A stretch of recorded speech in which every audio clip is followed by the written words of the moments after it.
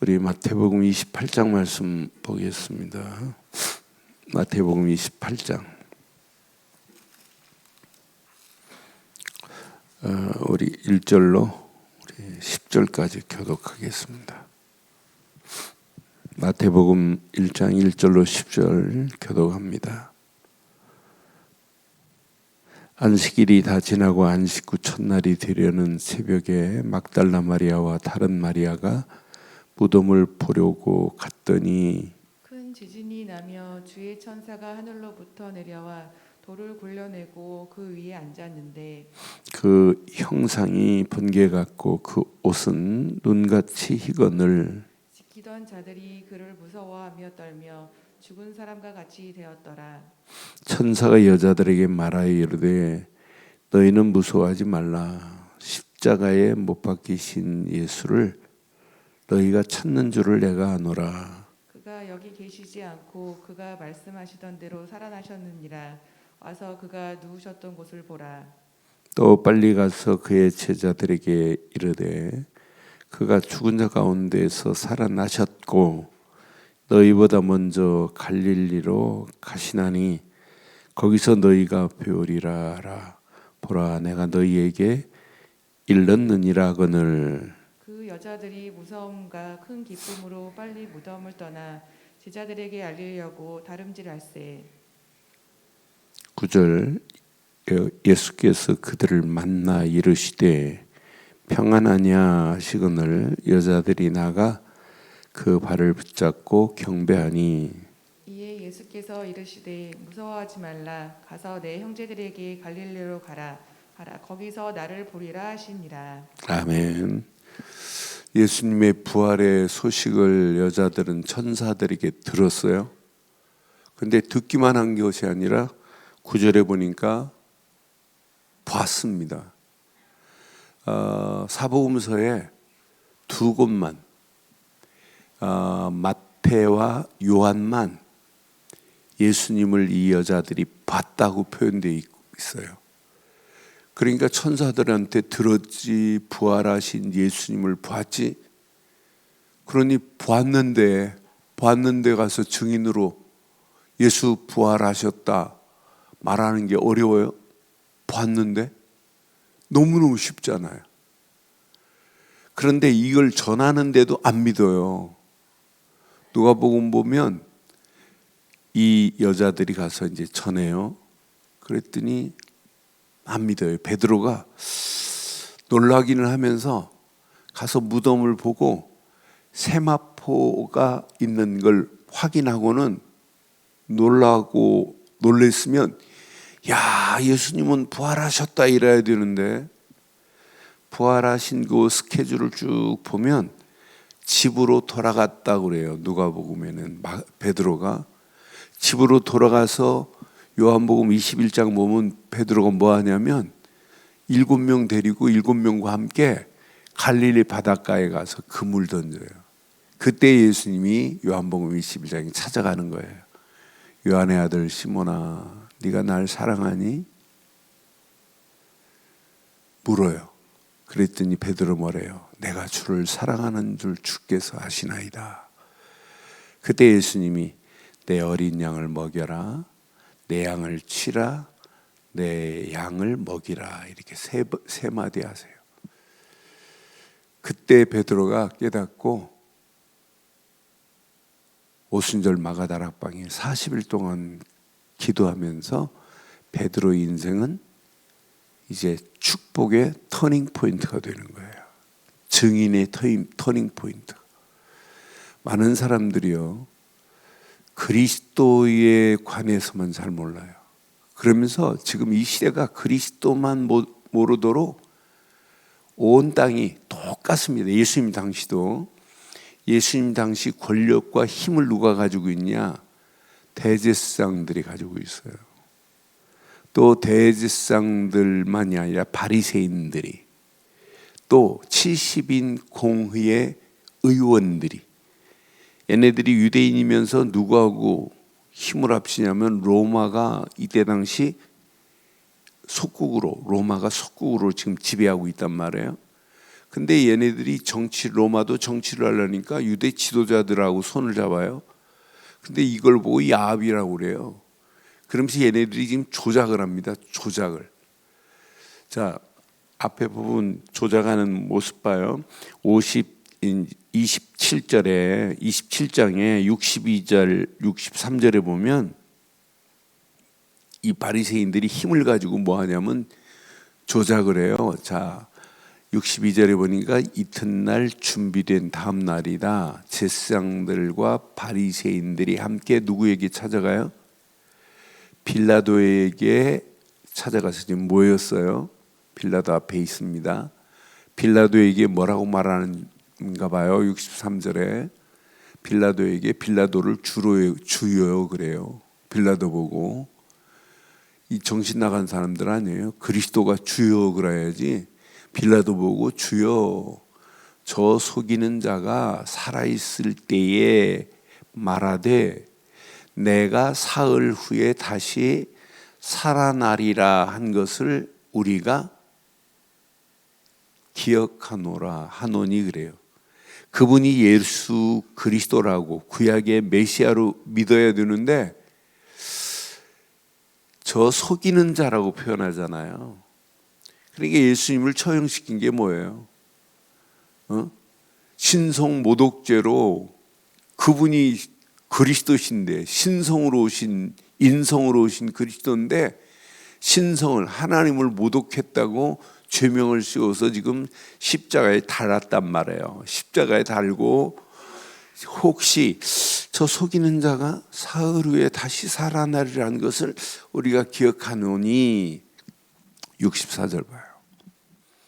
그러므로 명령하여 그 무덤을 사흘 동안 굳게 지키게 하소서.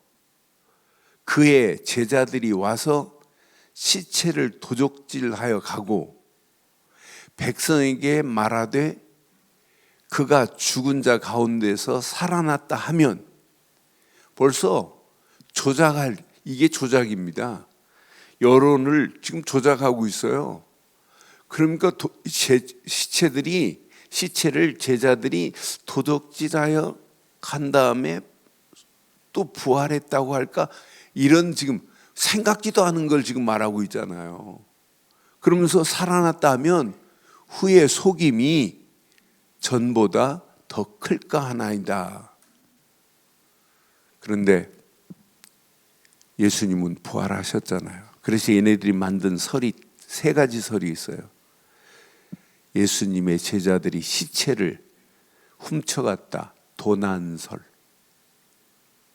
그건 또 두 번째는 십자가에서 덜 죽였다. 기절설. 여러분 십자가에 달리면은요 3시간 동안 확인하고 거기에 달려서 안 죽을 사람이 어디 있어요? 피를 다 쏟아버리는데. 기절설. 세 번째 설은 제자들이 환상 가운데 너무 예수를 사모하니까 환상 가운데 본 거지 실제가 아니야. 요 세 가지 설은 뭘 반증이에요? 부활하셔서 봤다는 사람들이 있다는 반증 아니에요? 확실한 반증입니다. 이렇게 조작을 해요. 지금도 이 시대가 조작 시대입니다. 여론 시대입니다. 거기에 우리는 눈 하나 깜빡할 필요 없어요. 기독교를 말살시킨다 웃기는 소리입니다. 안 망합니다. 여러분 진짜 그리스도 하나 붙잡고 가면 우리 기독교는 안 무너져요. 그리스도를 말 안 하고 복음을 말 안 하니까 그러지. 하나님의 절대 계획을 붙잡고 절대 계획을 위해서 발걸음을 떼는 자는 망할 수 없게 돼 있어요. 얘네들 조작하는 거 봐요. 우리가 읽지 않은 여자들 보니까 11절 오늘 본문 28장 11절 보니까 여자들이 갈 때 경비병 중 몇이 성에 들어가 모든 된 일을 제사장들에게 지금 알립니다. 지금 여자들이 지금 봤잖아요. 천사가 나타나서 말하는 걸 봤지. 부활하신 예수님을 이 경비병도 지금 봤지. 모든 된 일을 지금 이 경비병들이 대제사장들에게 지금 알리러 가요. 그랬더니 12절 봐요. 12절 보면 그들이 장로들과 함께 모여 의논하고 군인들에게 돈을 주면서 뭐라고 그래요? 13절 이르되 너희는 말하기를 그의 제자들이 밤에 와서 우리가 잘 때에 예수님의 시체를 도적질하에 갔다 이 말이에요. 그를 도적질하에 갔다 하라. 이게 음모 조작 아니에요? 이 시대가 어떤 시대냐면 마귀의 세력은요 지금 하나만, 복음 하나만, 지금 온 땅을 지배하고 있는 보이지 않는 손을 여러분 잘 봐요. 프리메이슨이 판을 치고 있지. 뉴에이지 문화가 온 땅을 이미 지배했지. 여기에 유대인들 지금도 이 일에 합세하고 있지. 사사 산업혁명을 지금 누가 끌고 가는 거 보세요. 얘네들은 아주 구체적입니다. 법제화 시켜버리고 제도화 시켜가면서 꼼짝 못하도록 지금 끌고 가는 거 보세요. 이런 속에 있어요. 제가 지금 영국에서 이 설교를 이렇게 지금 한다면 전 잡혀가요. 영국은 이미 영국의 변호사가 와서 몇 년 전에 와서 막 토하잖아요. 토해. 피 토하듯이 말하잖아요. 그 영국 변호사가 제발 한국은 차별금지법 통과되면 큰일 난다. 지금 영국에서는요 길에 가면서 전도 못해요. 그러니까 모슬렘이 영국의 히드로 공항 가보세요.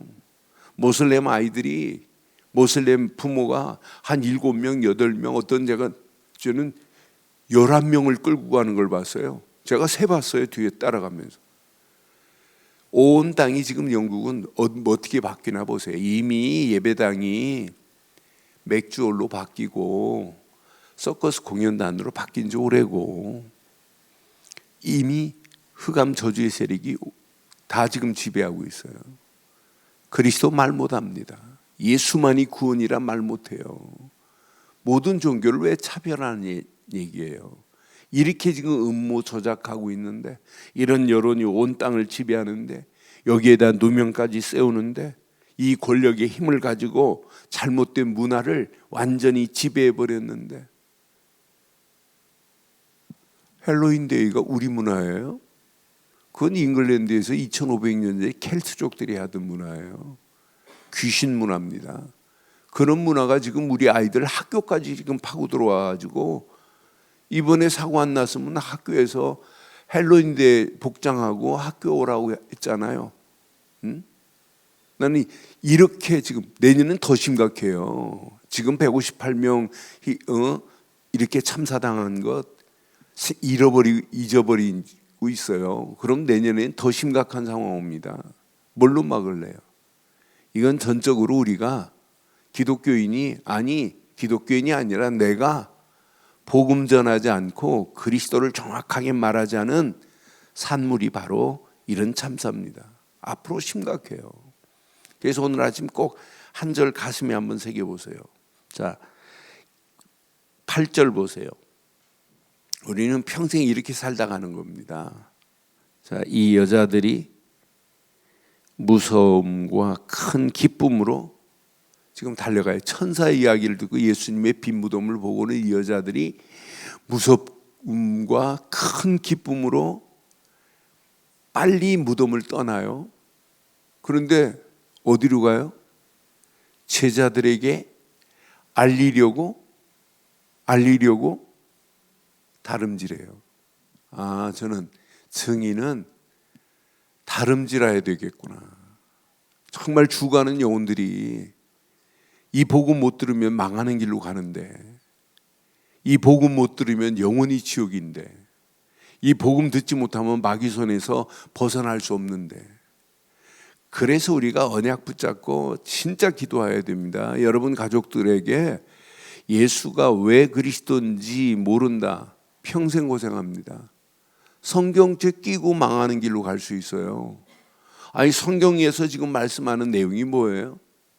구약 한마디로 뭐예요? 구약이 앞으로 메시아가 와서 너의 구원자가 될 거야.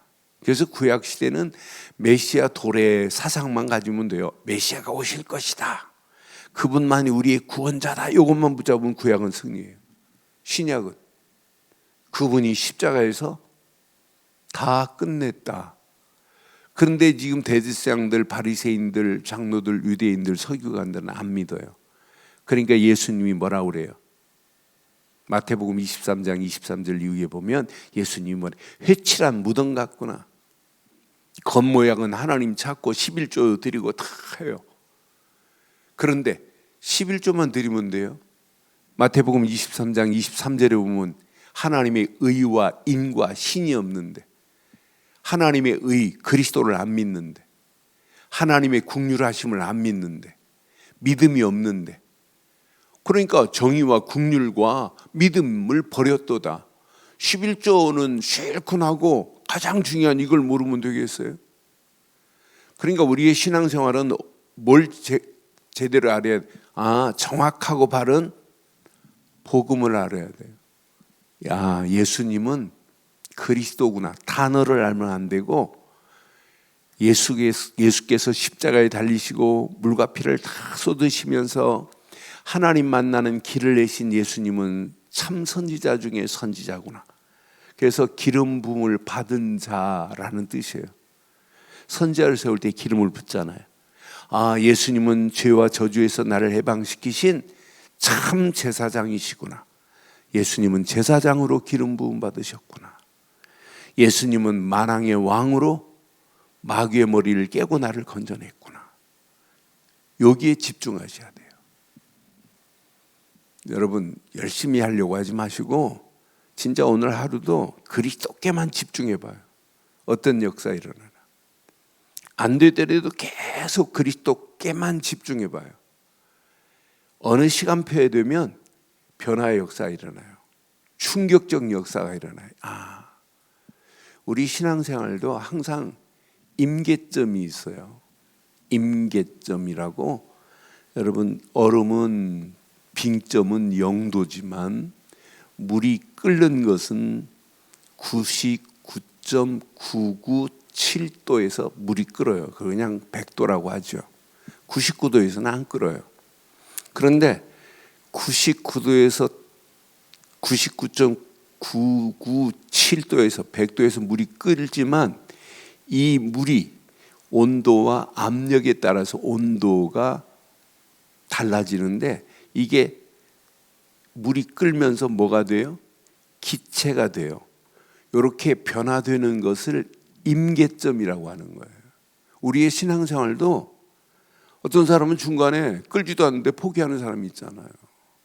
그 임계점이 지나면 그때부터 어마어마해요. 액체가 기체가 됐다. 여러분, 보이지 않지만 하나님의 어마어마한 역사가 일어나요. 그래서 신앙생활도 복음의 임계점 속으로 들어가면 된다. 영적 임계점. 여러분, 기도도 여러분 말씀 붙잡고 그 속으로 깊이 들어가. 안 되는 것처럼 보여도 하나님은 역사예요. 확신 가지세요. 내가 예수를 그리스도로 믿는 순간에 하나님은 어디 계세요? 하나님은 내 안에 계세요. 내가 예수를 그리스도로 믿을 때 성령은 어디 계세요? 성령은 어디 휴가 가셨어요? 성령도 내 안에 내주하시고 인도하시고 역사하시는 거예요. 그럼 내가 예수를 그리스도로 믿는 순간에 성삼위 하나님이 나와 함께 하는 거예요. 그러니까 신앙생활에 이걸 놓치면 삼위일체 하나님이 이해 안 되고 트리니티라는 단어가 이해가 안 되는 거예요. 지금 신앙생활 실컷 하면서 삼위일체 하나님의 역사를 몰라요. 그러니까 신앙생활 힘들고 어려워지는 거죠. 그러니까 잘못된 길로 가고 있는 거예요. 망하는 길로 지금 가고 있어요. 그러니까 정확하고 바른 복음, 예수를 그리스도로 믿는 믿음 가지고 있는 순간 나는 성삼위 하나님이 나와 함께 하시는구나. 성삼위 하나님의 능력이 내게 역사하는데 뭐가 두려워요? 뭐가 염려스럽겠어요? 아무 문제 아니지. 그런데 우리는 이 아침도 말씀 붙잡고 기도하는 우리에게 하나님은 어떻게 역사하겠어요? 보좌의 역사가 내게 임해요. 어제 말씀드렸잖아요. 히브리서 4장 14절, 15절, 16절에 하나님의 은혜의 보좌로 우리가 담대하게 들어갈 수 있는 은혜를 받았으니 얼마나 위대한 축복입니까? 이것만큼 감사가 어디 있어요?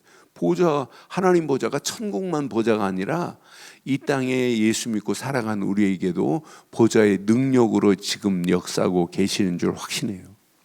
우리가 말씀 붙잡고 이 시간 기도하면 시공간을 초월하는 하나님의 역사하심이 작업하고 계세요. 작품을 만들어 가세요. 세상이 아무리 어둡다 할지라도 우리는 어두우면 더 좋아요. 왜? 빛이 우리에게는 있기 때문에. 빛 되신 예수님이 우리 안에 있잖아요. 너희가 예전에는 어둠의 자녀였더니 예수 그리스도로 말미암아 빛의 자녀가 되었느니라. 에베소장에 정확하게 말하잖아요. 우리는 빛의 자녀입니다.